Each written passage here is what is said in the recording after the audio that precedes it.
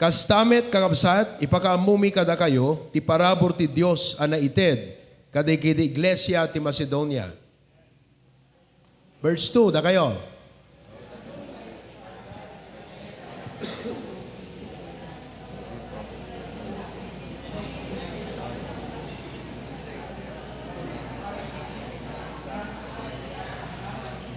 Verse 3, takas kadagiti kabaelanda, saksyak, when ken aglablabes pa'y kadagiti kabaelanda, ket timulong da anak nakem dalaeng. Kan akalikak 4.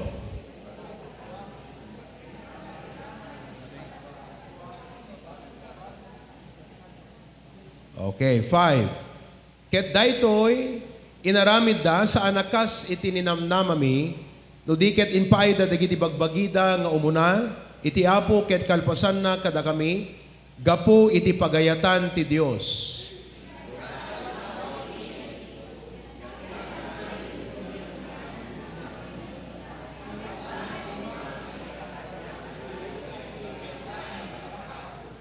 Yan tangay nawadwad kayong arod iti suamin ti pambati, iti sao, ti sirip ken ti amin na rekta, ken ti ayat yu kada kami, umadu kayo met kuma ito'y aparabor.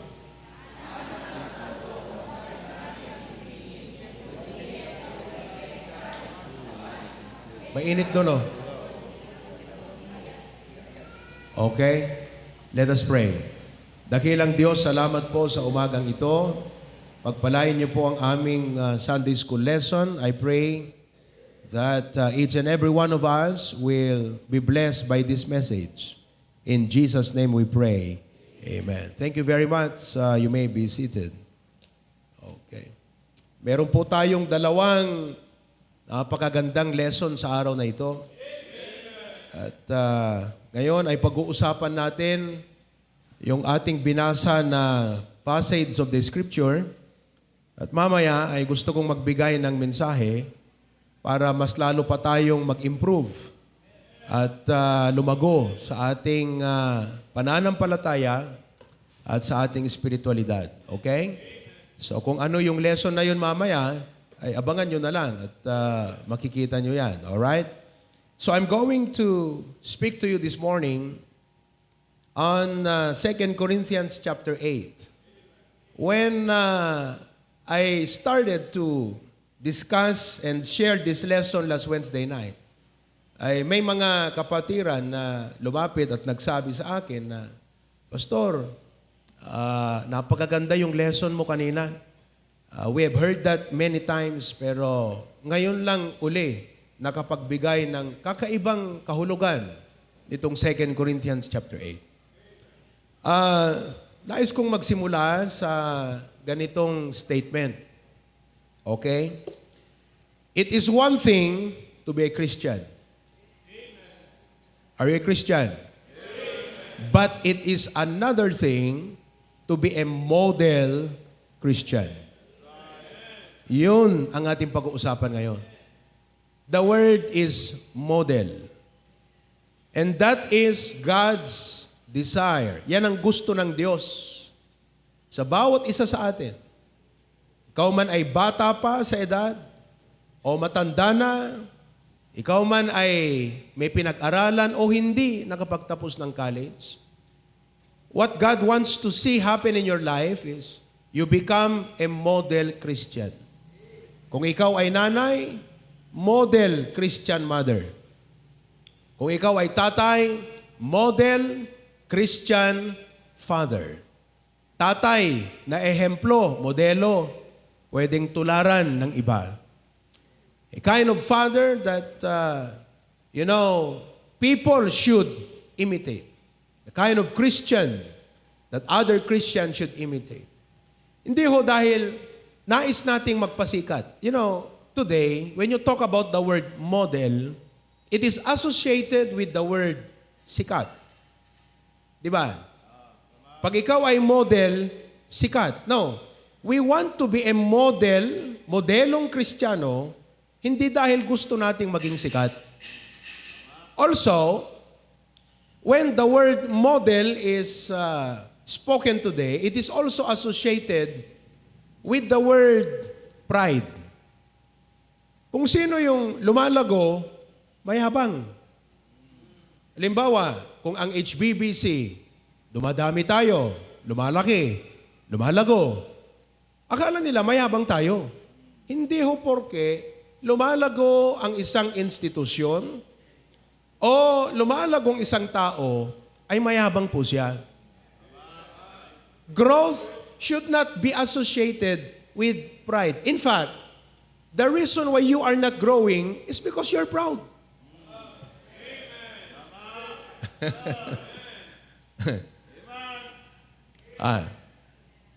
Listen to me very carefully. This is a very important, napakahalaga to ngayon. Hindi porke lumalago ang isang institusyon o lumalago ang Kristiyano o isang church, mayabang. I mean, personally, because we are a growing ministry, there are some who say, mayabang ako, mayabang ang church natin kasi nga lumalago. Hindi ho porke lumalago ang isang tao, mayabang yun. In fact, kaya ka hindi lumalago kasi mayabang ka.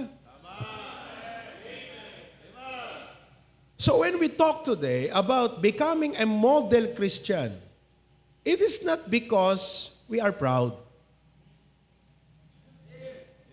So wag niyong iisipin na, ayoko yung nakikita ako ng iba. Ay, hindi pwede. Kasi ang Christian life should not be, hindi ka dapat nakatago sa cabinet ng bahay niyo.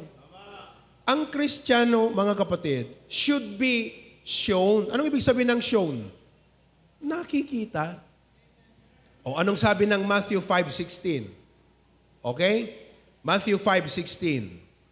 Let your light so shine. Ano ang dapat magliwanag sa tao? Yung ating, and what is that light? That light is Jesus in us. Without Christ, you are not valuable. Kung wala si Kristo sa iyo, hindi ka valuable. Kaya ito ang ating pag-uusapan ngayon, model Christian. Model na Kristiyano ka kung ikaw ay tatay, nanay, businessman. Negosyante ba kayo? Are you a model businessman Christian? Kaya kung ikaw ay negosyante, pagbutihin mo, hindi lang ang pagnenegosyo mo. Pagbutihin mo ang Christian life mo. Because if you are a successful businessman, ibig sabihin, kung ang success ng pagnenegosyo mo ay nandito, pero ang testimony ng Christian life mo ay nandito, wala kang kwenta. Ang model Christian, mga kapatid, is while you are performing and carrying out your earthly roles, kung bakit, mga kapatid, is yung Christian life mo ang nakikita. That's what you call model Christian. I mean, alam niyo ang prayer ko, yung isang araw, pupunta ang isang pastor, sasabihin niyang ganyan. Sasabihin ko sa kanya, Pastor, ay ang member ko na yan, businessman yan, pero cheerful giver. Businessman yan, pero nagsasarado pag Sunday. Sarado pag Merkules, pero pinagpapala. Yung bang sasabihin ng pastor sa kanyang isip, sasabihin niyang ganyan, I wish may membro akong ganyan. Pag nag-isip yung pastor ng ganon, ibig sabihin, modelo ka sa kanya. Iyon ang ibig sabihin ng model Christian, mga kapatid. Yung bang, di ba? Alam mo, kaming mga pastor, we are very happy and honored na ipinapakilala namin kayo. O halimbawa, kahapon, pinakilala ko si Brother Ryan kay missionary. We have a missionary family visitor today from Vietnam. Sabi ko sa kanya, Pastor, ito, chef. And he is a professor, nagtuturo yan sa isang reputable na culinary school dito sa ating bansa. Sa Apicius. Tuturo yan. Diba? Yung bang ipapakilala kita na I'm so proud of your success, pero kakambyo ako. Diba? Kakambyo ako, sasabihin ko, pero faithful man yan. Cheerful giver yan. Coordinator namin yan. Preacher yan. At nakaalalay lagi sa pastor yan. Yung bang iisipin ng pastor sa kanyang sarili, pambira, no? Sana may ganyan akong membro. May ganyan akong membro. Are you following? Yun ang ibig sabihin ng model Christian, mga kapatid. Kaya itong message na ito, para sa atin lahat. Oh, papakilala kita. Pastor, itong member ko na to, farmer to. Farmer to. Pero alam mo, bawat harvest, punong-puno yung stage namin ng bigas. Tithes niya yun. Tithes nila yun. Marami kaming farmer na member. Yung magsasabi ng pastor, pambira, 80% ng church ko, farmer. Sana lahat ganun. Yung bang, sana all. Sana all. Mga kapatid, huwag mong sabihin na imposible sa iyo yan dahil makikita natin ngayon na sa mga tao sa ating binasa, imposibleng maging modelo, pero naging modelo. Dahil sa biyaya ng Panginoon. It was impossible for them to become an example of generosity when they were not rich, they were in deep poverty. Imposibleng maging ehemplo ng generosity, but they became models of generosity. Why? Because of the grace of God. Pinagyabang ho ni Apostol Pablo ang mga taong naghihirap na ito, walang pera, sa mga Kristiyanong meron pera. To actually tell them, hey, your value is not what you have. Your value is what you give. And you can only give because of the grace of God in your life. That's my prayer na lahat ng member sa church na ito maging model Christian. At inuulit ko, hindi ho dahil gusto nating maging mayabang na parang tayo lang ang magaling. Ayaw natin yung mindset na tayo lang ang magaling. Kasi kung tayo lang ang magaling, ay hindi na tayo pwedeng gayahin ng iba. Dapat ho, tayo yung pwedeng gayahin, hindi yung tayo lang ang magaling. Alisin mo yung mentality na yan na ikaw lang ang magaling. Hindi lang ikaw ang magaling. Bago ka pa magaling, may mas magaling na sa'yo. Kaya kung magyayabang ka, dahil ikaw lang ang magaling, laos ka na, kaibigan. There is nothing new under the sun. So yung pagiging model Christian has nothing to do with pride. With being proud. Pwede kang maging modelo na humble.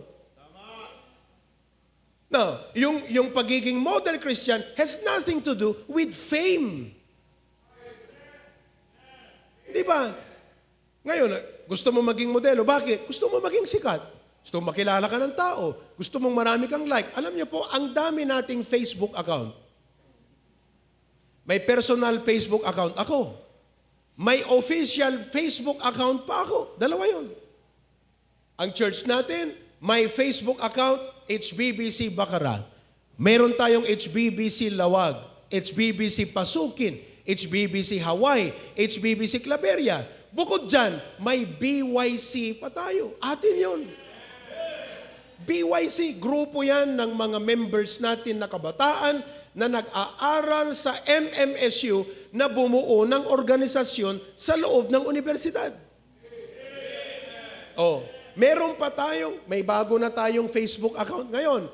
Yung pong, ano na yun, yung campus ministry, ano yun? Spiritual enhancement. I-follow nyo naman yan. Oh, ginagawa ba natin yun para maging sikat? Hindi ho. Gusto nating maging modelo. Gusto nating gumawa ng mga bagay na mai-inspire ang mga kapwa Baptist natin, kapwa Kristiyano natin. Sabi, kung tayo post ng mga ganyang picture dyan, para lang magpasikat, wala tayong reward sa langit pag gano'n. At saka yung ganong mindset, hindi po healthy. Hayaan nyo na napakiramdam nilang naaapelwan sila, pero hindi tayo nagpapaapelo. Gusto lang nating gumawa ng mga bagay na makaka-inspire na pwede nilang gayahin. So being a model Christian has nothing to do with the desire for fame or desire for popularity. To be a model Christian means that we appreciate the greatness of the grace of God in us, na pag in-exercise natin yan at prinaktis natin yan, as a result, we become that model Christian to others. Appreciate mo nasabi mo, grabe, ganun pala ang biyaya ng Panginoon. Ganito lang ang pinapanalangin ko. But when I look at the grace of God, ang liit pala nung hinihingi ko, dapat pala ganito. Kaya nung mag-business sila, Brother Ruby, Mr. Inasal, ang hiningi nila sa Panginoon, maliit lamang na pwesto. Dahil po, I appreciate the grace of God. Kako, dapat SM kayo. Pag nakita mo ang grace ng Panginoon, huwag mong liitan ang hinihingi mo, lakihan mo yan. Because if God is your partner, make your plans big. Ngayon, pag nangarap ka ng ganun dahil sa biyaya ng Panginoon, anong sabi ng iba? Ang yabang. Hindi ho yabang.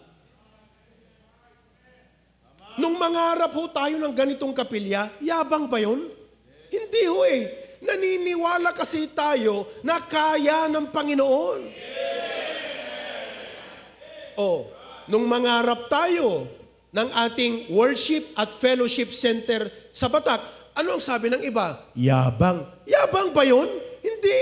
Dahil naniniwala tayo, kaya ng Panginoon Kaya when you begin to appreciate the grace of God in your life, that's not being proud. So to be a model Christian should not be associated. Yabang nun Hindi ho yabang. Meron siyang alam na sikreto na hindi mo alam. Hindi ho yabang yun. May alam siya na hindi mo alam. At yun ang biyaya ng Panginoon. That is why, as your pastor, I am belaboring this. Pag sinabing belaboring, passionate, I'm doing the best I can, nai-impress sa inyo to. Bakit ho? Kasi galing tayo rito. Iaangat ho tayo ng Panginoon Ano pang kwenta yung prayer natin, Lord, enlarge our cause, kung tayo-tayo lang? Nangarap ka ba ng Lord, enlarge our cause, tapos tayo-tayo lang? Ay, hindi pwede. So, naintindihan nyo na ang pagiging model Christian, ulitin ko, has nothing to do with being proud. Has nothing to do with being popular, desire for fame. But being a model Christian has something to do with our appreciation of the grace of God in us. Ngayon, sino dito ang naniniwala na siya ay pinagkalooban ng biyaya ng Panginoon dahil kay Kristo Jesus? Ulitin ko yung tanong, mahaba Okay, baybay natin yon. Sino dito ang naniniwala na dahil tinanggap mo na si Kristong bilang tagapagligtas, ikaw ay pinagkalooban or entitled ka sa biyaya ng ating Panginoon? Pakitaas ka ng kamay, tingnan ko nga. Ibig sabihin, magiging model Christian ka. Okay ba mga kapatid? Ngayon, ano ang mga characteristics ng Macedonian believers, yung ating binasa, that made them a model Christian? Number 1, they are models of sufficient grace. They are models of sufficient grace. Pag sinabing sufficient, sufficiency of grace happens when you lack.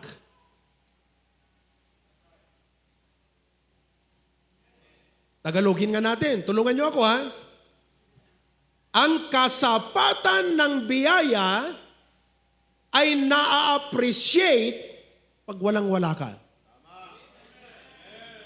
Just like you appreciate healing when you're sick. Do you say, I'm healed when you're healthy? You say, thank God I'm healed when you're sick. So na-appreciate mo ang healing dahil nagkasakit ka. Na-appreciate mo ang biyaya dahil walang-wala ka. That's why, mga kapatid, this tells us today na talagang ang Panginoon, divinely, pag sinabing divinely, this is God's idea.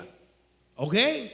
Divinely, sinasadya ng Panginoon na pagkaminsan may mga negative conditions of life. Like, crisis, financial. Sino sa inyo ang may financial crisis? When you are in financial crisis, what God wants to point out is not the financial crisis. It's what the grace of God can do.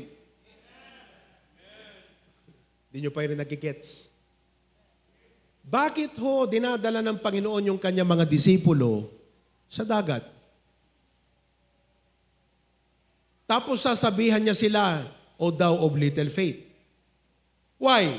Because God wants to point out our focus and attention not on the crisis, but on the faith. Naunawaan niyo mga kapatid? So again, yung pong grace ng Panginoon ay na-appreciate whenever there is lack. So I do not know your crisis, but I want you to first identify your crisis today. Merong tinatawag na financial crisis. Meron din tayong health crisis. Sino po ang may mga physical na illness o karamdaman? Hello? Oh, may sakit kayo ngayon. Mahina physically. Sino dito ang may relationship crisis? Kasi yung crisis po ng mga Macedonian believers, persecution. Meron ba sa inyong persecuted dito? Wala. Pero sila, persecution. Pero tignan niyo po, nakita sa kanila ang attitude that made them model Christians. Tingnan niyo di, bagag kakabsat. Crisis will reveal your belief system. Kasi, aglalalo no awang kwartam, saan ka dadalhin ang belief system mo? Ito yan eh. Pag naniniwala ka na seek ye first the kingdom of God, kahit wala kang pera, pupunta ka sa church. Pero kung wala kang ganon na belief system, crisis, wala kang pera, wala kang pakialam kung nasa church ka o wala. Basta ang mahalaga sa'yo, magkapera. So your belief system is founded, nakapundasyon sa tinatawag na survival mentality. If I don't have money, what is church? Church lang yan. Pera to, kailangan ko to. Ganon yun di ba? Crisis will reveal your belief system. Pero tingnan nyo maigi ha, pag ganon ka, will you be a model Christian? No, you will not. That is why these believers are models because they displayed the power of God's grace in their life. Na kahit may financial crisis, may health crisis, relationship or persecution crisis, they were happy Christians. Happy as Christians. Not happy because of their money. Not happy because they can afford things. Not happy because of their friends. Happy because of the grace of God in them. Alam mo, napakasarap na ipakilala kita sa isang pastor na, alam mo, pastor, ang member na namin to, ang daming problema sa buhay, pero napakasipag sa gawain. Itong member namin na to, hindi mayaman to. O, halimbawa, di ba, papakilala ko si Brother Jacobo, tsaka si Sister Chato. Nandito ba kayo? Brother Jacobo? O, Sister Chato, tumayo ka nga. Asan siya? Asa baba? Naglilinis na naman. Oh. Ganyan nyo ha, papakilala ko sa pastor. Ganyan mo ha, pastor, ang mga members namin na to, they are not rich people. Pero kung bakit laging malinis ang kapilyang ito, dahil sa kanila. Kesa naman ikaw yung mayaman. Anong ipagyayabang ko sa pastor na yon? Alam mo, pastor, ang member na namin ito, ang ganda ng kinikita, pero hindi nagtatights. Anong closing model ng grace ng Panginoon sa'yo yon? So again, ang focus mo, hindi yung success ng career dito, yung Christian life mo, naiwan. Maling mindset yun. Aanhin mo ang pagiging model mo sa world. Yabang, yan ang totoong yabang. Inuulit ko. Balikan ko. Being a model Christian has nothing to do with being proud. Hindi porke lumalago yung Kristiyano, yabang yon. Nangarap siya ng para sa ministry, yabang yon. Kaya ka nga hindi lumalago kasi mayabang ka, kapatid. Ngayon, kung ikaw yung Kristiyano, na ang layo mo na sa career life mo, pero naiwan yung Christian life mo, yung inahabol mo, kapatid, yabang ang nagdadrive dyan. It's driven by pride, not by the grace of God. Aminin mo. Be honest. You are being driven by fleshly, carnal pride, not by the grace of God. Because if you're driven by the grace of God, the more you're blessed, the more you are generous. The more you are blessed, the more you are faithful. Yun ang driven by the grace of God. Evaluate mo ang buhay mo.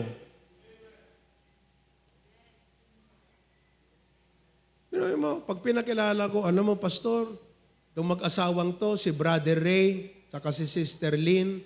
Asan si Brother Ray? Ay, nasa Dingras. Sister Lynn, nandito ka? O naglilinis ka uli? Sister Lynn, mga kapatid, wala hong magandang trabaho yan, di gaya ng iba sa inyo. Ang iba sa inyo, ang gaganda ng mga trabaho nyo, sila wala. They live by faith every week. Pero masipag yan. Sipag sa negosyo, sipag sa trabaho yan. Papakilala ko yan. Bakit? Kasi nakikita ang grace sa kanila eh. Naintindihan nyo ba? Sa makatuwid, pag ganun ang testimony ng pastor, palagay ko hindi lang Kristiyano ang nai-inspire, pati unsaved. Pati unsaved. Are you with me now? Mga kapatid, sabihin ko, itong si Brother Ray, galing ng Korea yan. Umuwi dahil may, hindi na pwedeng magtrabaho na mabigat. Brother Ray, for good. Sister Lynn, kung ano-ano ang pwede niyang ibenta yan.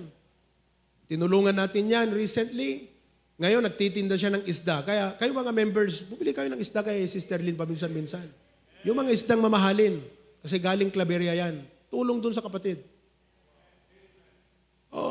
Ngayon, sasabihin ko, Pastor, alam mo itong mag-asawang ito?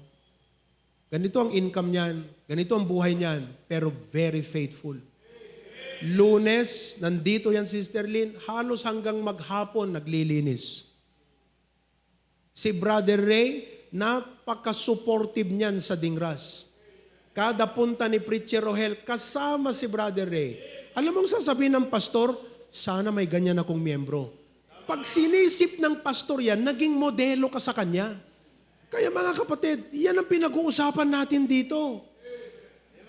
Hindi yung, alam mo, itong member namin na to, laking Sunday school to, pero ang yabang nito, pastor. Kala mo kung sino, di nagsasalita, pero mayabang yan. Siyempre sasabihin ng pastor, sana wala akong ganyang miyembro. Tanong, saan ka doon? Saan ka doon?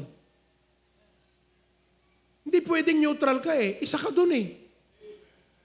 Kaya bilang pastor, gusto kong maging model Christian tayong lahat. Na nakikita sa atin yung biyaya ng Panginoon. Ito, ano pa yung mga crisis natin? Identity crisis. Para sa mga young professionals at young people, college, alam mo yung sabihin ng identity crisis? You don't know where you belong. You're finding your sense of belonging. Crisis yan, mga kapatid. Problema yan. If you're struggling with your sense of belongingness, kapatid, sa Panginoon mo hanapin yan, huwag sa barkada.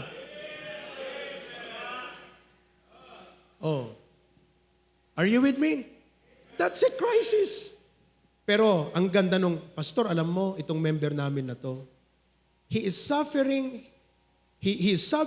identity crisis. Pero nakinig. Nakinig sa akin. Tinuruan ko yan, paano maging totoong Kristiyano to find his purpose and his sense of identity as a Christian. Tinuruan ko yan, Pastor. At alam mo, nakaka-bless ang buhay niyan. Kahit saan yan, nagso-soul winning yan. Nagdi-distribute ng tracts yan. Siyempre, sasabihin ng pastor sa kanyang isip, pero sana may ganyan akong miyembro. Nakikinig pa kayo mga kapatid?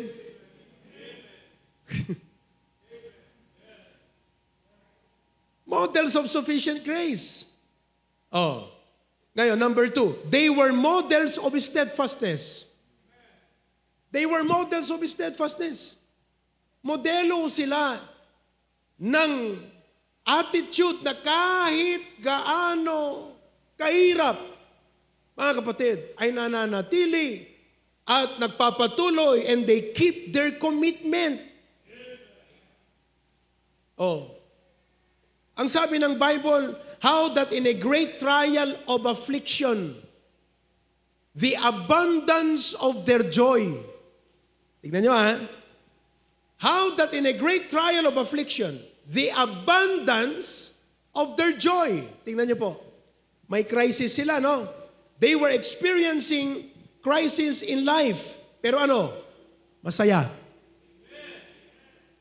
Masaya as Christians. Hello?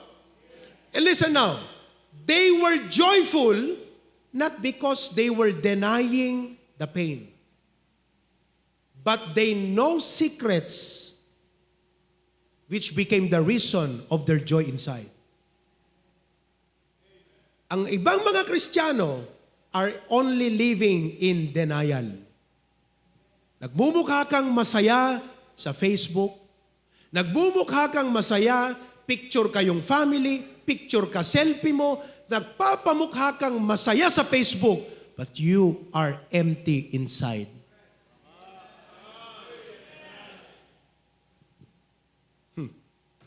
Sounds common? It's very common. Tapos titignan ka ng mga friends mo, buti pa siya. Hindi lang nila alam. Because you want to be what? Model, but in a worldly perspective. Ang model dito, may substance. Hindi ho model na pa-selfie lang. Aanhin mo yan mga kapatid. Hahangaan ka ng mga tao, ay sana all, ay buti pa kayo. Pero hindi lang nila alam, nag-i-struggle ka, kaibigan. And I am here to help you na baguhin yung ganong mindset. Because that's tiring. That's not what God intends for you to be. Hindi yan ang plano ng Panginoon sa'yo. Ang sabi ni Kristo, I am come that they might have life, not death. Hindi nila alam, buhay na buhay ka sa picture mo sa Facebook, but you are dead inside. Jesus said, I am come that they might have life and that they might have it more abundantly. Kaya kung minsan, ayoko na rin yung post ng post sa Facebook. Bakit? Na-associate na tayo sa world there are times in my mind, I would rather not post on Facebook, but I'm really satisfied with life.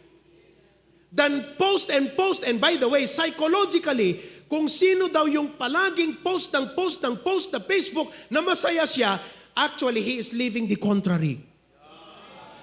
Psychologically, it may not be true to everyone, but it is true many times. Kung sino yung post ng selfie na mabuhukan nakangiti, he is actually living a contrary life. He just wants people to see he's happy, but he's not. But the Macedonian believers, walang Facebook account yan. Hindi sila nagse-selfie. Hindi nila kailangang i-post itong binigay namin. Pero ang Apostol Pablo na ang nagpapa-viral sa kanila. At ngayon, ang pastor na to ang nagpapa-viral sa kanila. Di ba, mga young people, tama yung sinasabi ko? Di ba? Pa-post kayo dyan. Dito ako sa Sherty. Kumusta naman ang grades mo? Di ba? Kumusta ka naman sa bahay? Kumusta naman ang Christian life mo? Wala naman. So ano yun? Ano yun? Yun yung sinasabing gustong maging model in a worldly perspective na associated ang yabang and desire for fame and popularity. Ayaw ng Panginoon. Hindi yan ang plano ng Diyos sa atin, mga kapatid. Next time, I am going to talk to you about the secrets they know. Why, in spite of their pain in life, hindi nila dinideny yung pain. Kasi nga sabi ng Bible, deep poverty, alam nila, hirap na hirap sila. Pero napakasaya nila because they know something that made them joyful in their sufferings. Meron silang mga bagay na alam to which doon naka-anchor ang kanilang hope and faith and love. And because of that, they can just smile and say, hey, I belong to a different country and the sufferings of this government does not affect me because my government belongs up there and not here. If you have that kind of mindset, I'm telling you what, you are now outstanding the world. Nalalampasan mo na ang mundong ito. Nalalampasan mo na ang problema ng buhay na ito. And that is what I'm trying to teach you here. Kaya kung ngayong umaga, ramdam mo na medyo tumatama sa iyo to, have an open mind. Be broad-minded. Alam mo, pag hindi ka broad-minded sa ganitong mga pagtuturo, mga kapatid, at ma-offend ka lang, hindi ka aangat. Sabi ko nga lagi, pag may mga pastor na medyo apelwan, tapos hindi masaya sa success natin, hindi dapat gano'n. Dapat broad-minded. Pag negosyante ka, dapat broad-minded ka eh. Pag nakita mong lumalago yung kalaban mo, lalapitan mo pa yan eh. Uy, anong sikreto mo dyan? Di ba? Oh. Kaya dapat kayo mga Christians, pag ganitong mga teachings, mga kapatid, be receptive. Amen po ba? Oh. Model Christian. Pastor, alam mo, meron kaming member. Oh, dito si missionary. Ito, si Brother Roldan. Mayo ka nga, Brother Roldan, para makita ni missionary. Brad, mayo ka nga, Brad. Hindi yung ipagyayabang, hindi yung yayabang ka. Walang yabang dito sa kapatid na to. In fact, ayaw niya, nagagamitin kong example yan. Pero model. Oh, yung mga iniinom natin na tubig, libre yan, pastor. Kanya galing yan. Libre lahat yan. Ito, si Engineer Asidera, civil engineer. Si Architect Romel, Engineer Gani. Lahat yan, basta pastor ang nagpagawa, libre. Lahat ng mga electrical engineers namin dito, lahat ng mga mechanical engineers dito, basta pastor ang nagpagawa, libre. Pero hindi naghihirap ang buhay. Mas lalong pinagpapala. Siyempre, iisipin ng pastor, sana may ganyan akong miyembro. Naintindihan nyo ba? Model Christian, mga kapatid. Yan ang kailangan. Alam nyo, the crisis in the world today are not success. Ang daming success sa labas. Ang crisis, ang mga Kristiyano, hindi nakikita sa kanila yung grace ng Panginoon. Yan ang gap.